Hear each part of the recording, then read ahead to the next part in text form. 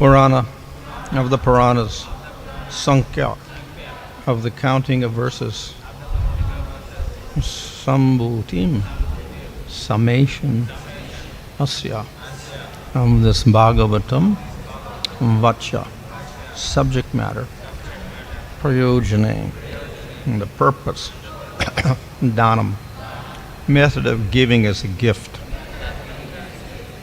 dānasya, of such gift giving, māhātmyaṁ, glories, pāṭha-ādeḥ, of teaching and so on, cha and nibodhata, please hear. Translation. Now please hear a summation of the verse length of each of the Purāṇas, then hear of the prime subject and purpose of this Bhāgavata Purāṇa, the proper method of giving it as a gift, the glories of such gift giving, and finally the glories of hearing and chanting this literature. Purport. Srimad Bhagavatam is the best of all Purāṇas. Srila Vishnu Chakravarti explains that other Purāṇas will now be mentioned just as the assistants of a king are mentioned in connection with his glorification. The Brahma Purāṇa consists of 10,000 verses, the Padma Purāṇa of 55,000, Sri Vishnu Purāṇa of 23,000, Shiva Purāṇa of 24,000, and Srimad Bhagavatam of 18,000. Narada Purāṇa has 25,000 verses, Markandeya 9,000, Agni Purāṇa 15,400, Bhavishya Purāṇa 14,500, Brahmagavarta Purāṇa 18,000, and Linga Purāṇa 11,000. Varaha Purāṇa contains 24,000 verses, Skanda Purāṇa 81,100, Vamana Purāṇa 10,000, Kurma Purāṇa 17,000, Matsya Purāṇa 14,000, Garuda Purāṇa 19,000, and Brahmanda Purāṇa 12,000. Thus, the total number of verses in all the Purāṇas is 400,000. 18,000 of these once again belong to the beautiful Bhagavatam. Sri Jiva Goswami is quoted from Matsya Purāṇa as follows. That just gives a bunch of verses. After compiling the 80 Purāṇas, Vyasadeva, the son of Satyavati, composed the entire Mahabharata, which contains the essence of all the Purāṇas. It contains over 100,000 verses and is filled with all the ideas of the Vedas. There's also the account of the pastimes of Lord Ramchandra spoken by Valmiki, an account originally related by Lord Brahma in 1 billion verses. That Ramayana was later summarized by Narada and related to Valmiki, who further presented it to mankind so human beings could attain the goals of religiosity, sense gratification, economic development. Total number of verses in all the Puranas and Itihasas is thus known in human society to amount to 525,000 verses. Sri Vishnu Chakravarti Thakur points out that in the first canto, 3rd chapter of this work, after Sutta Goswami lists the incarnations of Godhead, he adds the specific phrase Krishna to Bhagavan Swayam. Krishna is the original personality of Godhead. Similarly, after mentioning all the Puranas, Srila Sutta Goswami again mentions Srimad Bhagavatam to emphasize that it is the chief of all Puranic literature. So this is the last chapter of the Srimad Bhagavatam, and it's again glorifying Srimad Bhagavatam. இது ஸ்ரீமத் பாகவதத்தினுடைய கடைசி அத்தியாயம்.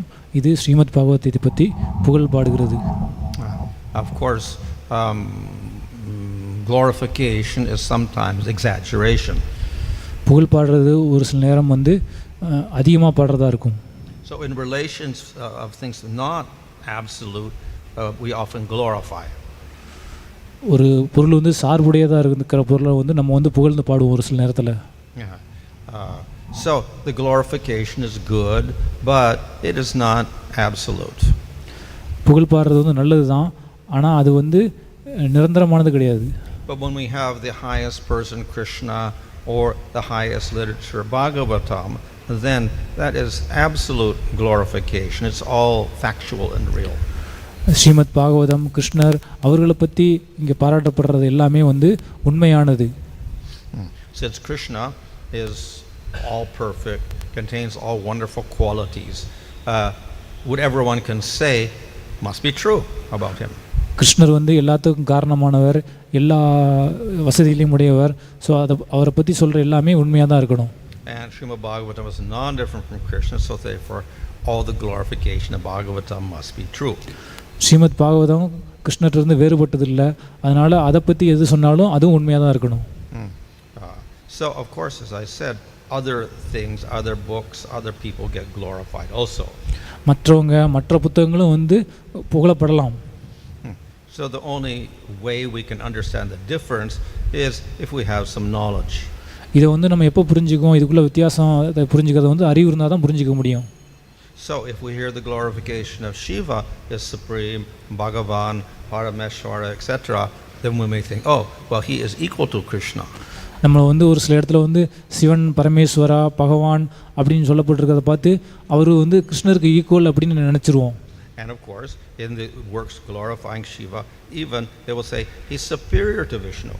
அந்த சிவனை பற்றி புகழ்கிற இடத்துல வந்து விஷ்ணுவோட சிவன் உயர்ந்தவர் அப்படின்னு போட்டிருக்குது. And they will give many stories to show that also.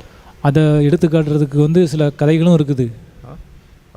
But if we have proper knowledge, then we will understand that this is exaggerated. இதை நம்மளுக்கு உண்மையான அறிவு இருந்துச்சுன்னா தான் இது வந்து ஒரு அளவுக்கு மீறி புகழப்படுற வார்த்தைகள் அப்படின்னு நம்மளுக்கு புரிய வரும். So the only way we can do that is by having some very broad knowledge. இதை புரிஞ்சுக்கிறதுக்கு வந்து நம்மளுக்கு வந்து ஒரு பரந்த அறிவு இருக்கணும். We cannot isolate one statement or even one literature. ஒரு இலக்கியத்தில் இருக்கிற ஒரு வார்த்தையை மட்டும் நம்ம வந்து தனியாக பிரித்து பார்க்க கூடாது. So if we have the Shiva Purana or the Linga Purana, we have to compare that with the other Puranas. Sivapuranam, லிங்க புராணம், அதை மற்ற புராணங்களோட வந்து நம்ம ஒப்பிட்டு பார்க்கணும். And then we have to compare that to the Shruti, the Upanishads and the Vedas. அதை எல்லாத்தையும் நம்ம வேதம், ஸ்ருதி அதோட ஒப்பிடணும். When we do so, then we will see that it is agreed that Vishnu is supreme. அதை பண்ணணும்னா நம்மளுக்கு தெரிய வருது என்னன்னா விஷ்ணு தான் உயர்ந்தவர் அப்படின்னு தெரிய வரும். So therefore, that glorification of Shiva as the highest is exaggerated. அதனால சிவன் வந்து கடவுள், அப்படி உயர்ந்தவர் அப்படின்னு சொல்றது வந்து ஒரு மிகைப்படுத்தப்பட்ட வாக்கியம். So that of course holds true for glorification of other personalities also. இதே மாதிரி தான் மற்றவங்களை பற்றி புகழ்ந்தாலும் அது மிகைப்படுத்தப்பட்ட வாக்கியம் அப்படின்னு புரிஞ்சுக்கணும். So it's fine we accept Vishnu is supreme, but the criticism will always come, so Vishnu is supreme, then so why you're saying Krishna is better than Vishnu? இது வந்து எல்லா வகையிலையும் வந்து விஷ்ணு தான் உயர்ந்தவர் அப்படின்னு சொல்லப்பட்டிருக்கு. இப்போ வந்து ஒரு கேள்வி வரும், கிருஷ்ணர் வந்து எப்படி விஷ்ணுவோட உயர்ந்தவர் அப்படின்னு கேள்வி வரும். So again we have to go to scripture. திரும்பவும் நம்ம சாஸ்திரங்களுக்கு போகணும். But again we will have a problem. Which scripture are we going to? இங்கே என்ன ப்ராப்ளம்னா எந்த சாஸ்திரத்தை நம்ம அணுகிறது அப்படிங்கிறது problem. So if you go to Vishnu Purana, it says Vishnu is supreme. Vishnu புராணத்துக்கு போனோம்னா விஷ்ணு உயர்ந்தவர் அப்படின்னு போட்டிருக்கு. And if we go to Shruti, they do not mention Krishna too much. ஸ்ருதி போனோம்னா அங்கே கிருஷ்ணரை பற்றி ரொம்ப போடலை. So we will say, well, Bhagavatam says Krishna is supreme. நம்ம சொல்கிறோம் பாகவதம் வந்து கிருஷ்ணர் உயர்ந்தவர் அப்படின்னு சொல்லப்படுதுன்னு சொல்கிறோம். But they'll say, well, why you say Bhagavatam? I take Vishnu Purana is stronger than Bhagavatam. சொல்லுவாங்க விஷ்ணு புராணம் வந்து ஸ்ரீமத் பாகவத்தோட உயர்ந்தது அப்படின்னு சொல்லுவாங்க. So these questions are discussed by Jiva Goswami and Tapasandarga. தத்துவ சந்தர்ப்ப வந்து ஜீவ கோசாமி இதை பற்றி வந்து விளக்கம் கொடுக்குறார். And of course also we'll find in the Bhagavatam itself this is also explained. பாகவதத்திலையும் இதை பற்றி விளக்கம் கொடுக்கப்பட்டிருக்கு. And the Puranas of course are an explanation of Shruti. புராணங்கள் வந்து ஸ்ருதியினுடைய ஒரு விளக்கம். So we cannot consider them less authoritative. அதை வந்து நம்ம வந்து தாழ்ந்து மதிப்பிடக்கூடாது. Rather they explain Shruti, so we must take them into consideration. அது வந்து ஸ்ருதியை விளக்குறதுனால அதையும் நம்ம கவனத்தில் கொள்ளணும். In fact, Jiva Goswami says that the word Purana doesn't actually mean old. It means Purna, to make complete, Purnayate. புராணம் அப்படிங்கிறது வந்து ஒரு பழையது அப்படிங்கிறதுக்கு அர்த்தம் கிடையாது. அது புராணம் அப்படிங்கிறது வந்து ஒரு பொருளை வந்து முழுமைப்படுத்துது அப்படின்னு அர்த்தம். The Vedas become complete by the Purāṇas. வேதங்கள் வந்து புராணங்களின் மூலம் முழுமையடையுது. So, we cannot just accept Vedas because it's not complete. வேதங்களை நம்ம அப்படியே வேதங்களை மட்டும் எடுத்துக்கக்கூடாது, ஏன்னா அது முழுமை இல்லை. The Purāṇas are there to make it complete. புராணங்கள் வந்து வேதங்களை வந்து முழுமையடைய வைக்கிறதுக்கு இருக்குது. But the argument is that, well, Shruti is more powerful, Smriti is secondary. ஸ்ருதி தான் வந்து ரொம்ப சக்தி வாய்ந்தது, ஸ்மிருதி வந்து ரெண்டாவது தான் அப்படின்னு சொல்லுவாங்க. So then he gives the argument that if we're to complete something like a golden chain, if we're to complete by adding extra golden link, it has to be gold, it cannot be iron, it cannot be copper, it cannot be brass. ஒரு தங்க செயினை வந்து அது முடிக்கிறதுக்கு ஒரு ஒரு குத்துறது வந்து அந்த முடிக்கிறதுக்கு வந்து அது வந்து தங்கத்தாலானதாக இருக்க முடியும், அது வெண்கலமானதாக வெள்ளியானதாக இருக்க முடியாது. It has to be same quality. அதுவும் ஒரே தன்மையில் தான் இருக்கணும். So we have all the Vedas with the Upanishads, 4 Vedas, then we got 108 Upanishads. They are like gold links in a chain. Last link is the Purāṇa. If we make it out of iron, it's not going to be perfect. It won't complete the chain. வேதங்கள், வேதங்கள், உபனிஷத் இதெல்லாம் வந்து தங்க chain மாதிரி. அந்த தங்க செயினுக்கு வந்து ஒரு ஊக்கு வந்து பார்த்திங்கன்னா புராணங்கள். அந்த ஊக்கு இல்லாமல் நம்ம வந்து அதை வந்து மாட்ட முடியாது. அதனால் அதுவும் அதே தங்கத்தாலானதாக தான் இருக்கணும். So the link must be also gold. Similarly, the Purāṇas complete Vedic literature, they must be of same quality. அதனால் புராணங்கள் வந்து அந்த ஊக்கு மாதிரி இருக்கிறதுனால அதுவும் அந்த தங்கத்தினுடைய தன்மையில் தான் இருக்கணும். So therefore, the Purāṇas are not inferior. The Smriti is not inferior to the Shruti. அதனால் ஸ்மிருதி வந்து எந்த வகையிலையும் ஸ்ருதியோட தாழ்ந்தது கிடையாது. So in the Purāṇas then we have all sorts of Purāṇas, and I said some glorify Shiva, etc. So Vedavyas himself explains in the Srimad Bhagavatam that all of this glorification of other deities is not really suitable for the people of Kali Yuga. Vedavyas வந்து சொல்கிறாரு, சிவபுராணம் அந்த மாதிரி பல புராணங்கள் இருக்குது, இந்த புராணங்களில் கொடுக்கப்பட்ட விளக்கங்கள்லாம் வந்து கலியுக மக்களுக்கு பொருந்தாதது அப்படின்னு சொல்கிறாரு. So better you simply state who should be worshipped. அதனால் வந்து யாரை வந்து வழிபடணுங்கிறத மட்டும் சொல்லுங்க அப்படின்னு சொல்கிறாரு. So then the answer is Krishna should be worshipped. கிருஷ்ணர் தான் வழிபடணும் அப்படிங்கிற பதில் வருது. So that is the conclusion. அதுதான் முடிவு. And of course, in the Bhagavatam as explained here, in listing the avatars, then it says Krishna's tu, Bhagavan Swayam. இங்கே பாகவதத்தில் வந்து எல்லா அவதாரங்களை பற்றியும் ஒரு வகை கொடுக்கப்பட்டு கடைசியில் கிருஷ்ணர் தான் வந்து முழுமுதற் கடவுள் அப்படின்னு சொல்லப்பட்டிருக்கு. All of these are amsas or kalas, they are expansions, but Krishna is Bhagavan Swayam. எல்லா ரூபங்களும் வந்து அம்சா அல்லது கலா, ஆனால் கிருஷ்ணர் தான் வந்து கிருஷ்ணத்து பகவான் ஸ்வயம் சொல்லப்பட்டிருக்கு. This does not mean that the other forms of the Lord are non-eternal. They're also eternal. இது வந்து அர்த்தம் வந்து மற்ற ரூபங்கள்லாம் வந்து ஒரு எட்டர்னல் நிலையானது கிடையாது அப்படிங்கிறது, அதுவும் வந்து எப்பவுமே இருக்கக்கூடியது தான். And ultimately they're one supreme Lord. முடிவாக வந்து ஒரே ஒரு முழுமுதற் கடவுள். But they are called amsa or portions because they display partial qualities. அதை வந்து அம்சம் அப்படின்னு ஏன் சொல்கிறோம்னா அது வெளிப்படுத்துகிற குணங்கள் வந்து ஒரு பகுதியான குணங்களாக இருக்கும். And Krishna displays full qualities. கிருஷ்ணர் வந்து எல்லா குணங்களையும் வெளிப்படுத்துகிறார். So therefore Krishna is distinguished from all the other forms. அதனால கிருஷ்ணர் வந்து மற்ற ரூபங்களிலிருந்து ஒரு வித்தியாசமாக இருக்கிறார்.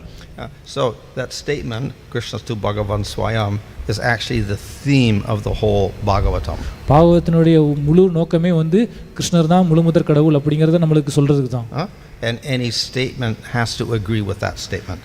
அங்கே பாகவதத்தில் இருக்கிற எல்லா வாக்கியமும் வந்து அதோட ஒத்து போகணும். So in the Bhagavatam sometimes there's glorification of Lord Shiva. He is the creator and destroyer of the material world. He is Bhagavan. But it doesn't agree with Krishna's tu Bhagavan Swayam. So it has to be made to agree with that. பாகவதத்துலேயும் வந்து சிவன் வந்து முழுமுதற் கடவுள் அப்படிங்கிற ஒரு வாக்கியங்களும் இருக்குது. ஆனால் அது வந்து கிருஷ்ணத்து பகவான் சுயம் அப்படிங்கிறத ஒத்து போகிறது இல்லாதனால அதை வந்து நம்ம வந்து அதுக்கு ஒத்து போகிற மாதிரி மாற்றணும்.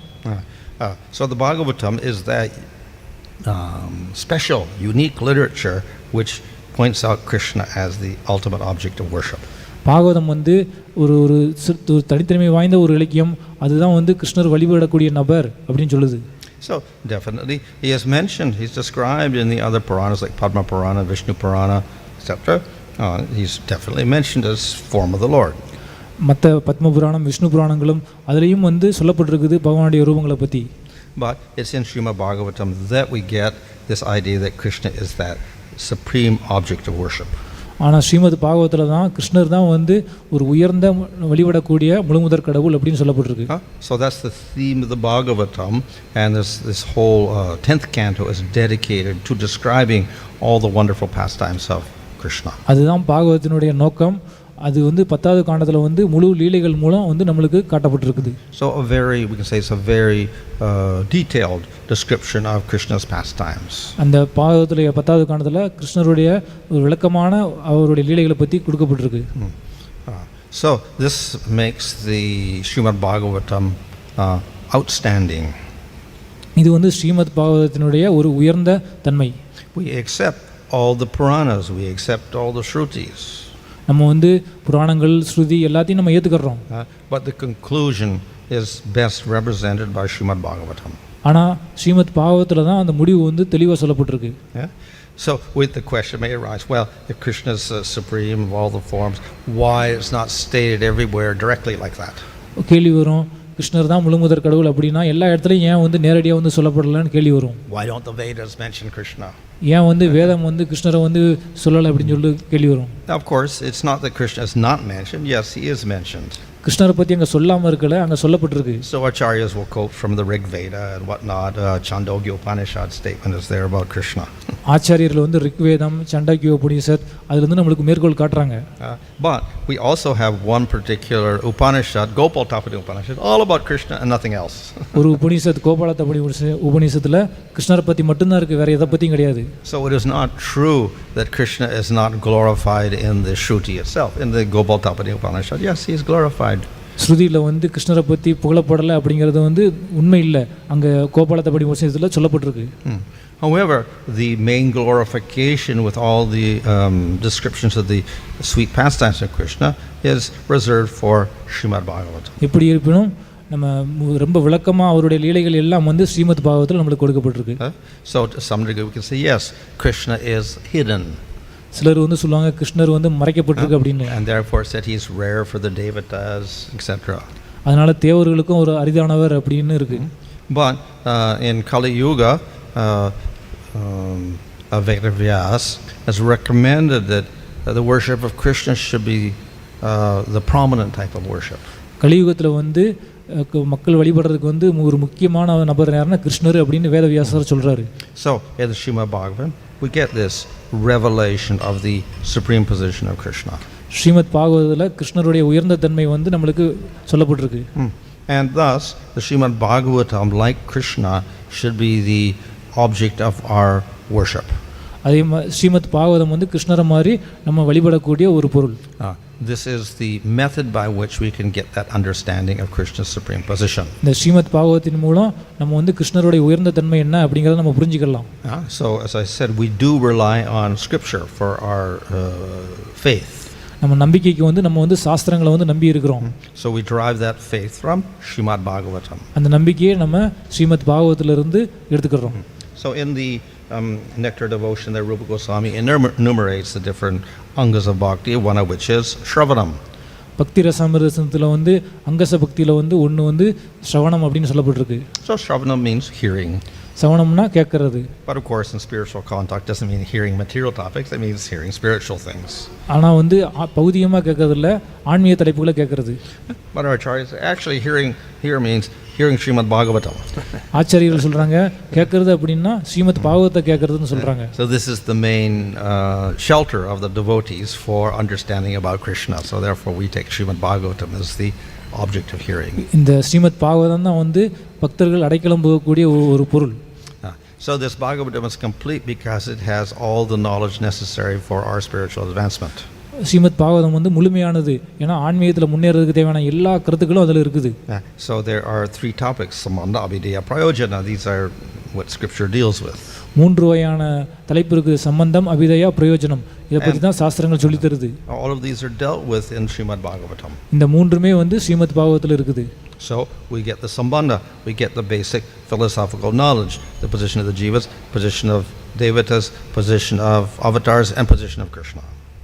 சம்பந்த ஞானம், ஒரு ஜீவனுடைய நிலை என்ன, முழுமுதற் கடவுளினுடைய நிலை என்ன, அப்புறம் இந்த பௌதிக உலகத்தினுடைய நிலை என்ன, இதுக்கு இடைப்பட்ட உறவு என்ன, ஏதோ எல்லா பற்றி அறிவும் வந்து ஸ்ரீமத் பாகவத்தில் இருக்குது. And position of Brahman, Paramama, and Bhagavan. பிரம்மன், பரமாத்மா, பகவான், இதை பற்றி அறிவும் நம்மளுக்கு இருக்குது. We get the explanation of Abhideya, that is bhakti. இது அபிதயா அப்படிங்கிற அது நம்ம எப்படி பக்தி பண்ணணும் அப்படிங்கிற விளக்கமும் இருக்குது.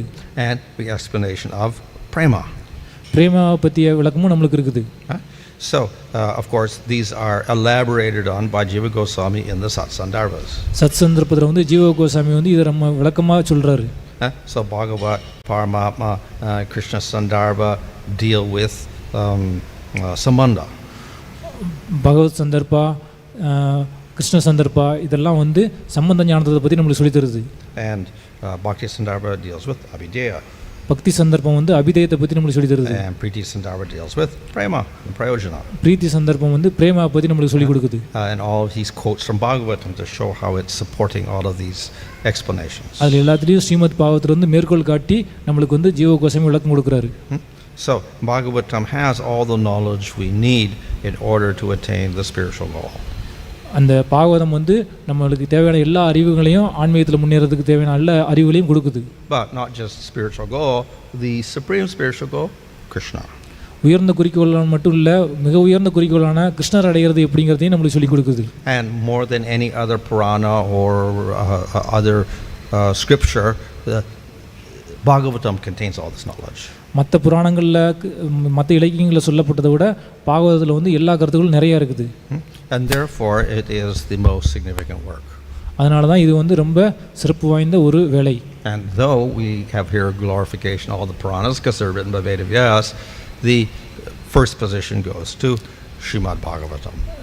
வேதவியாசர் எழுதிய எல்லா புராணங்கள்லேயும் ஒரு சிலரை பற்றி புகழப்பட்டிருந்தாலும் முழுமையாக வந்து ஸ்ரீமத் பாகவதத்தில் சொல்லப்பட்ட புகழ் தான் வந்து உண்மையானதை எடுத்துக்கணும். As I mentioned previously, there are all the other Puranas, but no real commentaries written on these other Puranas, but Bhagavatam, so many commentaries because it's so important.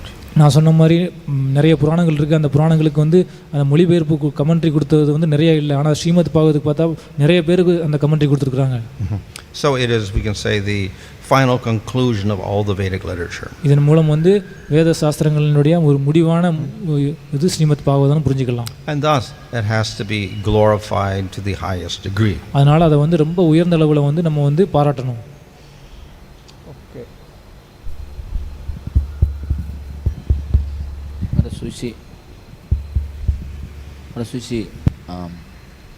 First canto third chapter is fully dedicated to this this explanation of the different incarnations, and also at the last statement the Krishna is the Bhagavan same. So even we see in the Srimad Bhagavatam there is sometimes glorification of the different avatars, and also it also said that this avatar is like a supreme. So can you say that also this statement is like exaggeration because this is still not matching with this main statement to glorify the other avatars? Srimad பாகவத்தில் முதல் காண்டத்தில் வந்து கிருஷ்ணஸ்து பகவான் சுயம் அப்படின்னு சொல்லப்பட்டிருக்குது. ஆனால் மற்ற இடங்களில் பார்த்தோம், மற்ற ஸ்ரீமத் பாகவத்தில் மற்ற இடங்களில் பார்த்தோம்னா மற்ற அவதாரங்களை பற்றி புகழப்பட்டிருக்குது. ஸோ இந்த மற்ற அவதாரங்களை பற்றி புகழப்பட்டிருக்கிறது வந்து ஒரு மிகைப்படுத்தப்பட்ட வாக்கியம் அப்படின்னு நம்ம புரிஞ்சுக்கலாமா? Well, they're all supreme. That is true because they're all Bhagavan, and that Bhagavan is supreme, better than Paramatma or Brahman. அது இந்த எல்லா ரூபங்களும் வந்து முழுமுதற் கடவுள் தான். ஸோ அந்த வகையில் அவங்களும் உயர்ந்தவங்க தான். அவங்க வந்து பிரம்மன் பரமாத்மாவோட உயர்ந்தவங்க. And for a devotee of that particular form, again, that form is supreme. ஒரு குறிப்பிட்ட ரூபத்தில் வழிபடுற ஒரு பக்தருக்கு அந்த ரூபம் தான் வந்து உயர்ந்தது. But from the point of view of Bhagavatam, ultimately, these are all relative statements because Krishna is supremely supreme. ஆனால் பாகவத்தில் என்ன சொல்லப்பட்டிருக்குன்னா இந்த ரூபங்களில் சொல்லப்பட்டிருக்கிற உயர்ந்தன்மையெல்லாம் வந்து ஒரு சார்புடையது. உயர்ந்தது யாருன்னா கிருஷ்ணர் தான் அப்படின்னு சொல்லப்பட்டிருக்கு. But sometimes in Bhagavatam also even Shiva is regarded as supreme. So it's not exaggeration because he's also a form of Vishnu. இந்த சில இடங்களில் வந்து சிவன் வந்து உயர்ந்தவர் அப்படின்னு பாகவத்தில் போடப்பட்டிருக்குது. அது மிகைப்படுத்தப்பட்ட வாக்கியம் இல்லை, அவரும் வந்து ஒரு விஷ்ணுவோடைய ஒரு ரூபந்தான். So it's not an exaggeration, but it's also not an absolute statement. அது வந்து மிகைப்படுத்தப்பட்ட வாக்கியம் இல்லை, ஆனால் அது வந்து முழுமையான வாக்கியம் அப்படின்னு கிடையாது. Question is Maharaj, like see, you are quoting from Jiva Goswami's Tattva that the meaning of the Purana, Purnayatiti Purana, means who it complete the meaning of the Vedas. But still see, if we say that you are giving an example of from the Tattva of Jiva Goswami, that it's like a chain, and if chain is, is something is missing, that definitely it has to be filled with the same kind of the same quality or same kind of metals. But similarly, but we see all the Purana is also one of the Pancham Veda, it's said, Srimad Bhagavatam, and also Jiva Goswami quoted in Sandarbha. But my question is, but still the Purana is considered like a Smriti, is not come in the category of Shruti. So?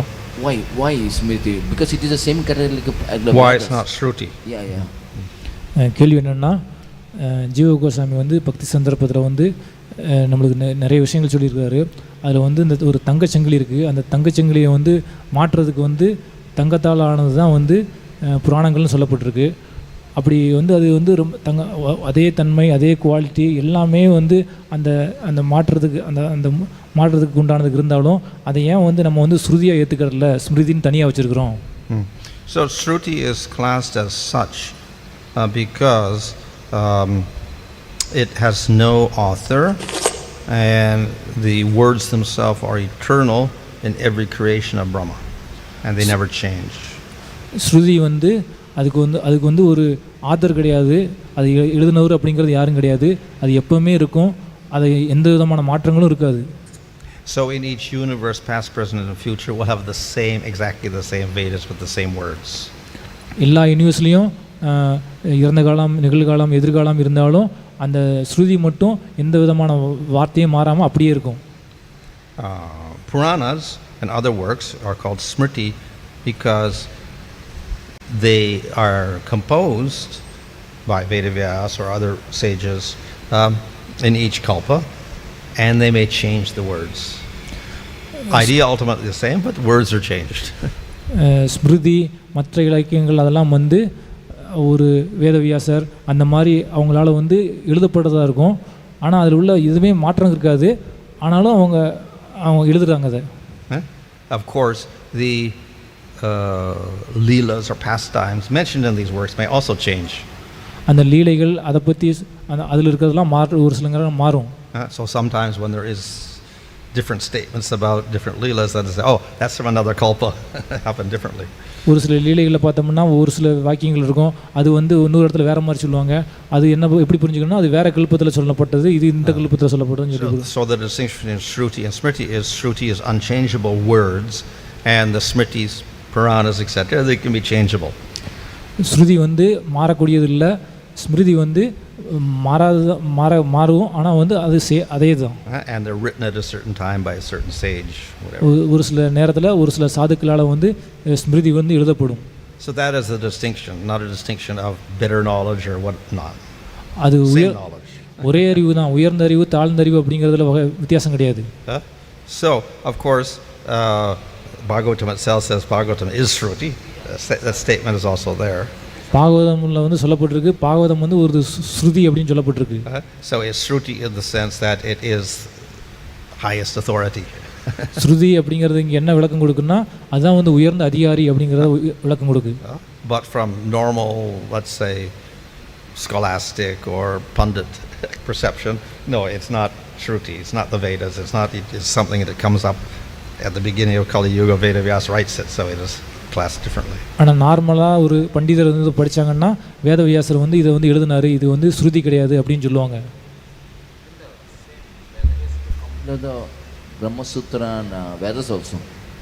He didn't compose the Vedas, he just divided them up. So but he didn't write them.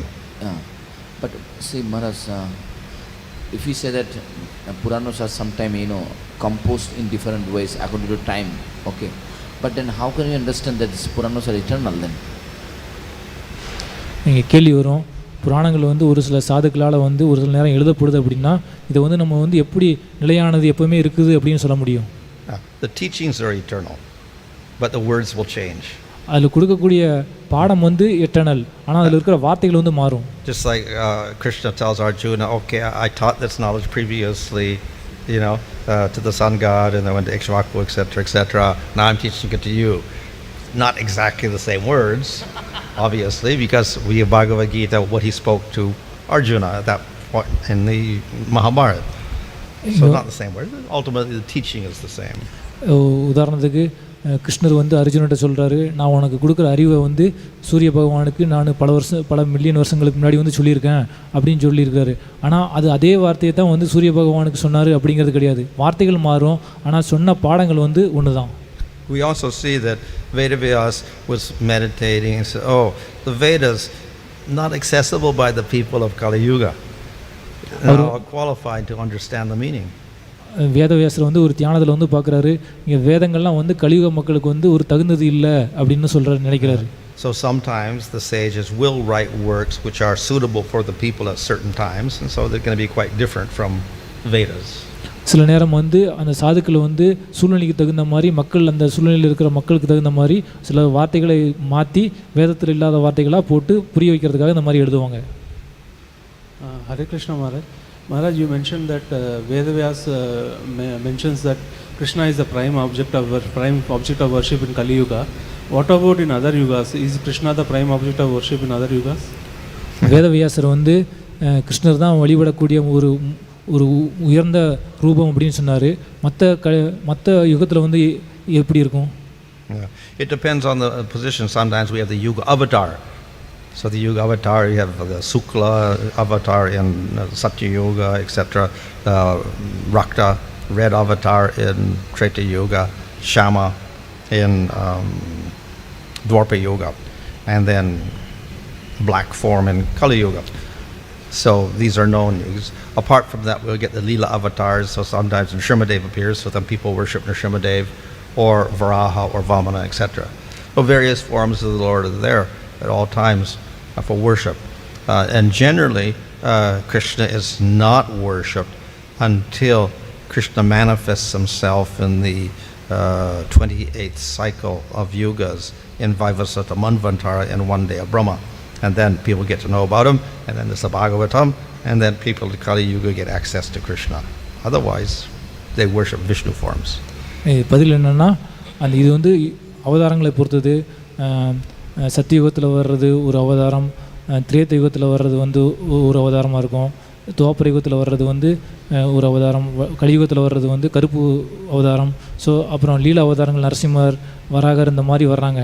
So அப்படி அவங்க அவதாரம் வரும்போது கிருஷ்ணர் வழிபாடு வந்து இருக்காது. ஆனால் இந்த 28th சைக்கிளில் வந்து கிருஷ்ணர் வந்து வரும்போது தான், அந்த கிருஷ்ணர் வந்ததுக்கப்புறம் தான் அவருடைய வழிபாடு வந்து ரொம்ப பிரதானமாக இருக்கும்.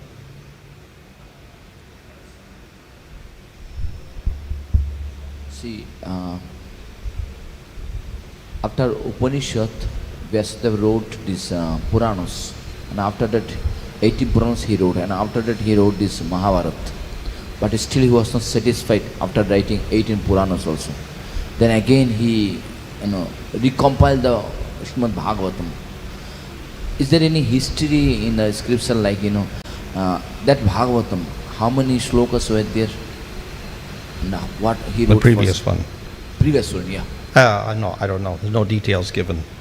It just says he revised it. So we don't know he changed the number of verses or whatnot. Now the present we said was 18,000, but then we look at the count we have now. It's not 18,000.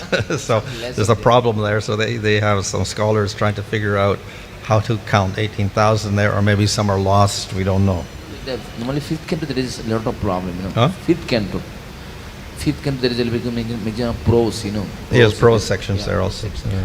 கேள்வி என்னென்னா, வேதவியாசர் வந்து 18 புராணங்களை தொகுத்ததுக்கப்புறம் மகாபாரதத்தை எழுதியிருந்தார். அதுக்கப்புறம் அந்த ஸ்ரீமத் பாகவதத்தை வந்து திரும்ப மாற்றி எழுதினார். ஸோ கேள்வி என்ன, முதல்ல அவர் எழுதின ஸ்ரீமத் பாகவத்தை பற்றி எத்தனை ஸ்லோகம் இருந்தது அப்படிங்கிறது நம்மளுக்கு ஏதாவது கிடைச்சிருக்க ஆதாரம் இருக்குதா? மகாராஜ் சொன்ன பதில் அதை பற்றி எதுவும் சொல்லப்படலை. இப்போ இருக்கிறது வந்து 18,000 ஸ்லோகங்களுடையது அப்படின்னு சொல்லப்பட்டிருக்கு.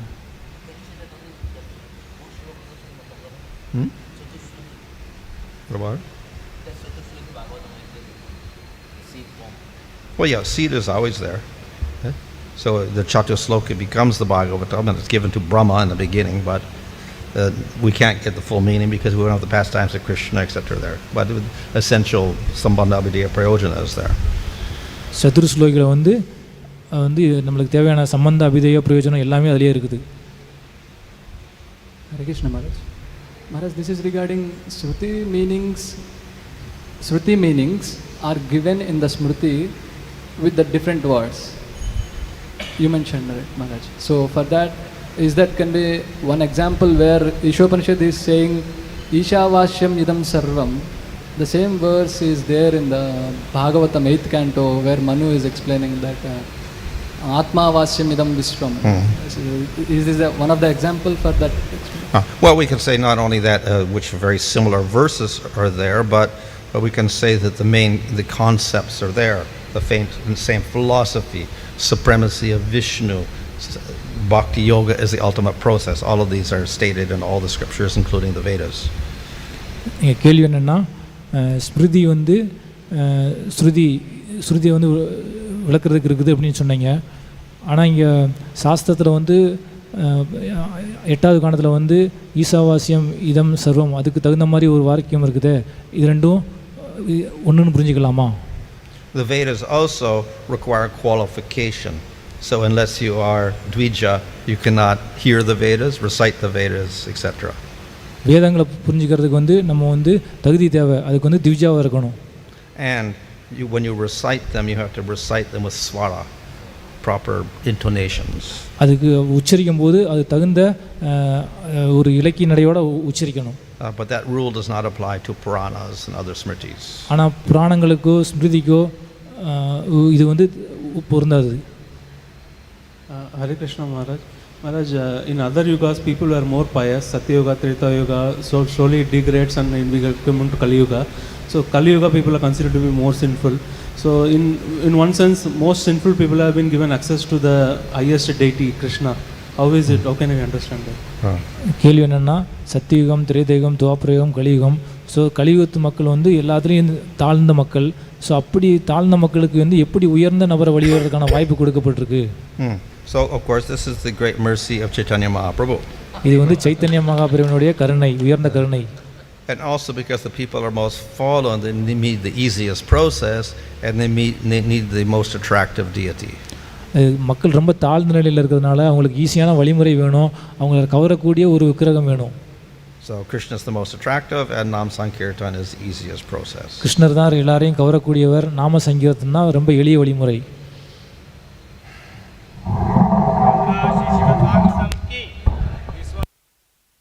Hare Krishna Maharaj, Bhāgavata Purāṇa.